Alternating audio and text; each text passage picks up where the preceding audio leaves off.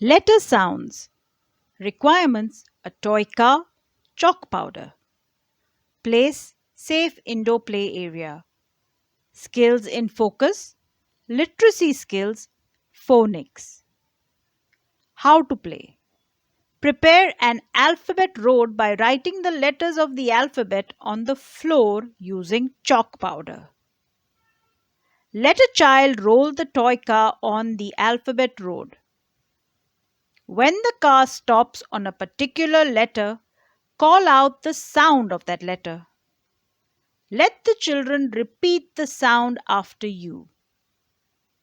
Try to include the sound of all 26 letters of the alphabet and revise phonics. Your alphabet road can have even just a minimum of 5 letters of the alphabet. Letter sounds. Thank you, Lord.